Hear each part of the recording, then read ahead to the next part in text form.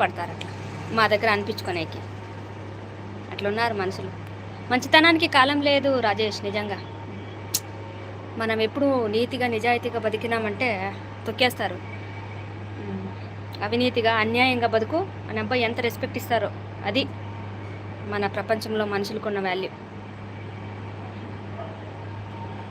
ఎక్కడికి వెళ్ళినా మంచితనానికి వాల్యూవే లేదు. ఎగ్జాంపుల్, ఇప్పుడు నిజాయితీగా పనిచేసే ఒక పోలీస్ ఆఫీసర్ని సపోజు ఆయన ఒక్కడు ఒక 10 మందిలో ఒక వ్యక్తి నిజాయితీగా పనిచేస్తున్నాడంటే సినిమాల్లో చూసినట్టే చెప్తున్నాను, ఎందుకంటే అది రియల్లో జరిగేదే కదా, సినిమాల్లో తీస్తారు. ఆయన ఏం చేస్తారు, ఒక్క వ్యక్తి నిజాయితీగా ఉండే వ్యక్తిని ఒకటి ట్రాన్స్ఫర్ చేసేస్తారు లేదా డిస్మిస్ చేస్తారు. ఎందుకంటే అతనిలాగా అందరూ ఉండరు, అందరూ అన్యాయంగా ఉంటారు కదా జాబ్ చేస్తూ, డిస్మిస్ చేస్తారు. అదనమాట నీతికి న్యాయానికి ఉండే విలువ.